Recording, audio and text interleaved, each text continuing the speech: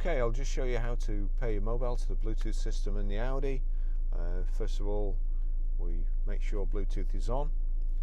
I usually just switch on and see if it comes, the car system comes up, which it has done there. So click on Audi MMI, Bluetooth pairing request, pin entry required, connect, yes. So click there, click pair.